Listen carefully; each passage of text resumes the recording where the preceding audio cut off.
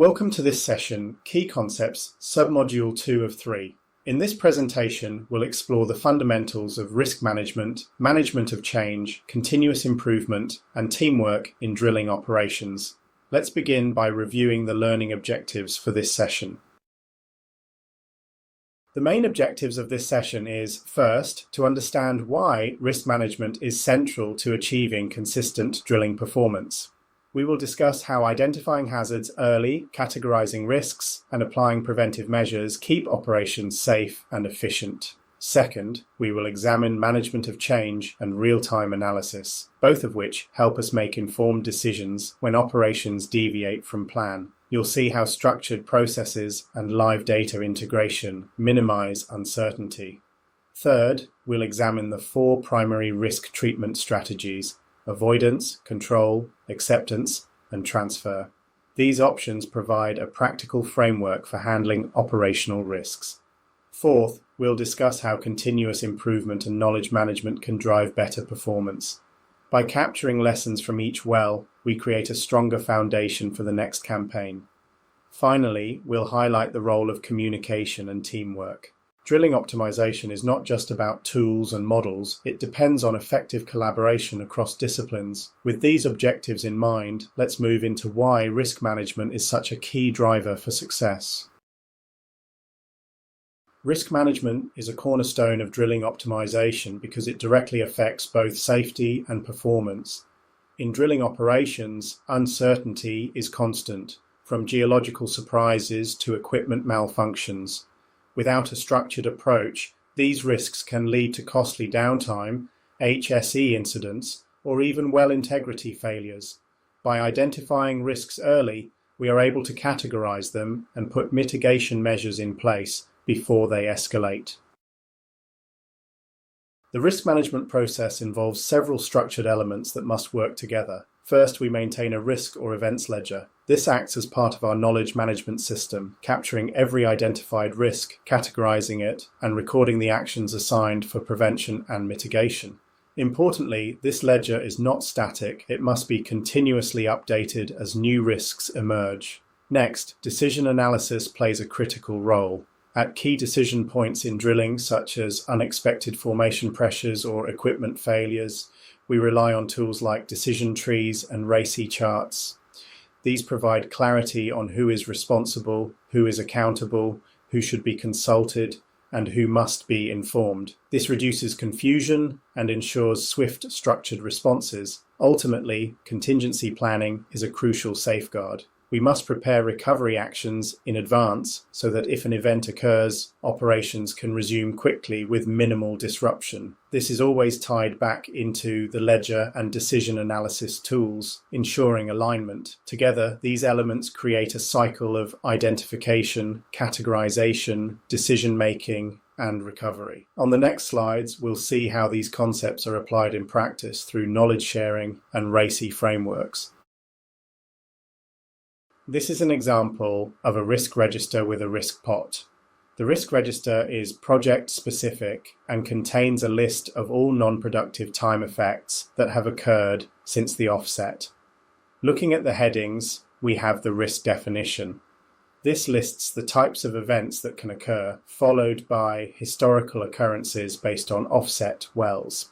This then establishes the probability of the event's likely occurrence in the future, as well as the average lost time in days and the cost if that event were to happen. Then we have risk mitigation and control, which involve the learnings and actions that need to be implemented to reduce the likelihood of the event occurring again in the future. Then on the right, we have the statistical expected days and costs that must be accrued per well to cover the financial impact if the event were to occur. All these events are then totaled to give a total cost that must be set aside to cover the lost time events if they were to occur. The objective is to apply the controls and mitigations so as to remove the risk, and therefore at the end of the drilling campaign have as much of the reserve still available. The remaining pot is combined to become part of the overall profitability of the project. Let's take a specific example in the table. This is a stuck pipe. In this case, it is caused by differential sticking. In the last 2 offsets, They have had a stuck pipe with 100% certainty. The average downtime is 3.5 days, and the cost is approximately $200,000 to remediate. The mitigation section includes stuck pipe training and following a set procedure prior to making a connection. For the control, it includes having diesel available to pump, which helps disperse the filter cake in the event of becoming differentially stuck. Based on the expected lost time and cost, the final column shows the total amount that needs to be accrued per well. This is a snapshot of a look-ahead. The look-ahead is used by the team to plan their forward operations on the rig. Examining the headings, we have the operations listed under a series of activities. Then we have depth and time, which are the actual numbers achieved, added. By comparing the planned time with the actual time, we can determine if we are ahead or behind schedule. In the green section, we have the real clean time and the non-productive time. There are also additional comments, tips, and tricks. This information is populated so that the learnings can be added to the activity, allowing knowledge to be put into action. This is the continuous improvement high-speed loop. Next to this, in orange, we have a comparison between the planned time and the actual time.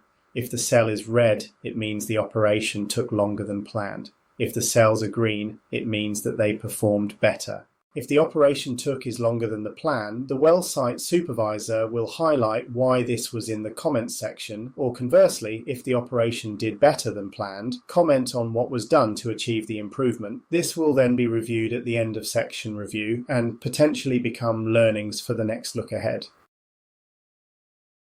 This table is a Project RACE E chart. RACE E stands for Responsible, Accountable, Consult, and Inform.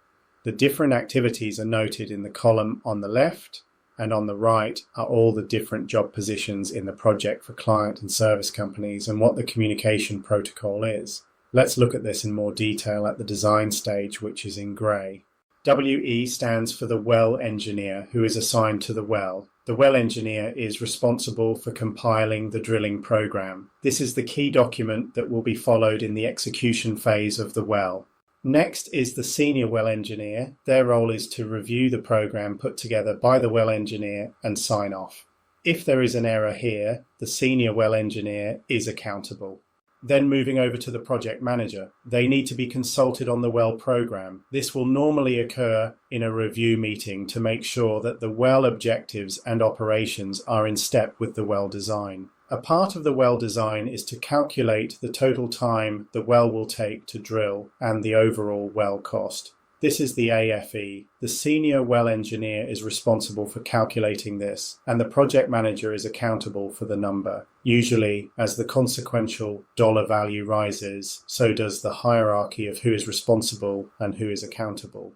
Lastly, let's move over to the service company. During the design phase, the service company's engineer should be consulted. If they have to perform modelling or provide recommendations, they will be assigned responsibility. In the case of D&M, the well design is completed by the D&M engineer, and once it is finished, it is sent to the well engineer, who checks and compiles it into the drilling program. Although the well engineer does not perform this task, they are still responsible for ensuring that the service provider delivers the work according to the requirements and objectives of the well.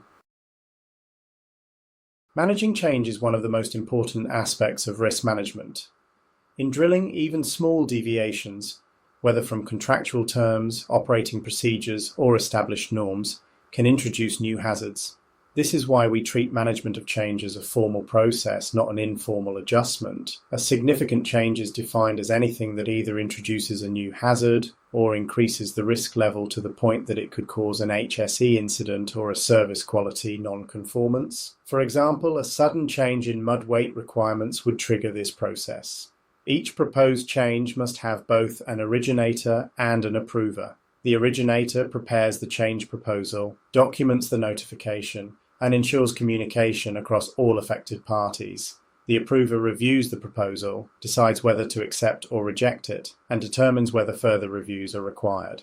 By structuring change this way, we protect both safety and performance. This sets us up to now discuss the role of real-time data in risk management, which strengthens this process even further. Let us consider this cartoon As far as the data analyst is concerned with the real-time data available to him, everything is okay, and there are currently no issues. Based on the real-time data, the analyst may also predict that in the near future there are no issues with the boat trip. But should the analyst have used a forward modeling technique, in his case a comparison between what he is seeing in real time and a map of the river they are travelling down? Perhaps if our analyst above had identified that a waterfall may be on his route in planning for the boat trip, he may have identified a decision point based on the flow of water beneath the boat or the sound of the waterfall. By putting in place such a measurement to allow the decision point to be identified, he could have provided a better analysis of the current situation by comparing the real-time data to the forecasted model of what is occurring. This analogy can be directly applied to drilling within the design phase of the well. Expected risks are analysed and identified, expected parameters are defined, torque and drag, hydraulic modelling, etc., and roadmaps are defined with decision points and mitigation and contingency actions based on the identified risks. When risks are identified, we must decide how to treat them. The ACAT framework provides 4 main strategies: avoidance, control, acceptance, and transfer. Avoidance means eliminating the risk entirely by not performing the activity. For example, if a planned operation is too hazardous, it may be redesigned or skipped altogether. Control involves reducing the severity or likelihood of the risk through specific measures, such as adjusting drilling parameters, using specialized equipment, or enhancing safety barriers. Acceptance is used when the risk cannot be eliminated or reduced further. In this case, the organization acknowledges the risk and prepares to manage the consequences if it materializes. This often applies to low probability, low impact risks. Finally, transfer shifts the responsibility for the risk to another party, often through contracts or insurance. For example, requiring a service provider to assume liability for specific equipment failures. ACAT provides a structured way to choose the most effective response for each risk scenario. With treatment strategies defined, we can now turn our attention to continuous improvement and knowledge management, which ensure lessons are carried forward across drilling campaigns. Continuous improvement is about embedding learning into every stage of the drilling process. It requires us to systematically capture lessons, benchmark performance, and apply improvements on the next well. Without such a process, valuable knowledge is lost and the same mistakes are repeated. Knowledge management is the engine that drives continuous improvement. Its purpose is to ensure that experiences and lessons learned are not trapped with individuals but are shared across teams and projects. Effective knowledge management improves productivity by reducing time wasted on repeated problems. It accelerates learning by giving new team members access to proven best practices. It also supports innovation because when knowledge is shared widely, it sparks new ideas and solutions. The diagram highlights different connections: people to information, people to people, people to HSE practices, and people to communities of practice. Each of these connections strengthens organizational learning. A drilling team that collaborates with HSE experts or a global community of practice, for example, benefits from a wider pool of experience. The key phrase here is connect and collaborate. Knowledge management only works when individuals actively share and apply what they know. With this in mind, let's look at how knowledge builds over multiple wells in a continuous improvement cycle. Here we demonstrate how the knowledge base expands across multiple wells. At the top, you'll see a repeating cycle of design, execution, and control for each well drilled. With every well, the lessons captured are added to the knowledge base, creating a stronger foundation for the next operation. The important message is that improvement is cumulative. A drilling campaign with 10 wells should not feel like 10 separate projects. It should feel like a learning journey, where each well builds on the last. For instance, if torque and drag modelling proved accurate on well 1, the same methodology can be applied with refinements on well 2, reducing uncertainty. This cycle creates a culture of learning and resilience, The more wells drilled under this framework, the more optimized and reliable the process becomes. By the time we reach well N, we have a highly mature knowledge system. A key challenge is when there is a break to the drilling campaign and the team is disbanded. When the next campaign starts, a new team comes together, and even though it's a continuation, the learnings from the previous campaign are lost, and a new learning curve has to be established. This is usually an indication of poor application of knowledge management to continuous improvement. From here, we'll move into performance evaluation, which gives us the tools to measure whether these improvements are truly effective. Performance evaluation answers a simple but critical question. How can we prove the effects of optimization? It requires objective, quantifiable measurement. Several tools are used. Key performance indicators, KPIs, provide a snapshot of drilling efficiency, safety, and cost. Benchmarking allows us to compare performance against historical wells or industry standards. Depth time curves visualize drilling progress, showing whether the team is drilling faster, slower, or at the expected pace. Technical limit analysis highlights the theoretical maximum performance achievable under given conditions, serving as a target to strive for. By combining these tools, we can separate perceived improvement from actual results. For example, drilling a section in fewer hours only matters if safety and well integrity are maintained. Performance evaluation ensures that optimization is holistic, balancing efficiency with reliability. This objective analysis then feeds back into the continuous improvement cycle. Our final theme ties all of this together, the critical role of communication and teamwork in making these processes effective. These are Norwegian herring barrel makers. However, this is also your office. Geoscience, reservoir engineering, production engineering, facilities engineering, etc. No optimization effort can succeed without effective communication and teamwork. Drilling is a highly interdisciplinary operation involving drilling engineers, geologists, tool pushers, contractors, and HSE staff. If these groups operate in silos, knowledge is lost and risks increase. Strong communication ensures that critical information flows quickly to the right people. For example, if a driller notices abnormal torque, that information must immediately reach engineers and supervisors so corrective actions can be discussed. Equally, lessons learned from one well must be clearly communicated to crews preparing for the next. Teamwork builds the trust required for open communication. When teams collaborate, challenges are shared rather than hidden, and solutions are developed collectively. This is especially important in high-pressure environments, where one person's oversight can put the whole operation at risk. This final technical theme reinforces the message that drilling optimization is not just about data and processes, it is about people working together effectively. With that, we can now review the objectives of this sub-module before closing. As we review this sub-module, let's revisit our learning objectives. We set out to understand the importance of risk management, and we have seen how structured identification, categorization, and mitigation underpin safe operations. We explored the management of change process and recognized how real-time data supports timely, effective decision-making. We then evaluated the 4 core risk treatment strategies: avoidance, control, acceptance, and transfer, and discussed examples of how each can be applied in drilling campaigns. Next, we looked at continuous improvement, showing how knowledge management, benchmarking, and performance evaluation expand our technical limits over successive wells. Finally, we emphasized the critical role of teamwork and communication in achieving optimized performance. Together, these topics provide a complete picture of how drilling optimization is achieved through systematic risk management, data-driven decisions, structured knowledge capture, and collaboration. Each objective has been addressed, preparing us to put these concepts into action in the field.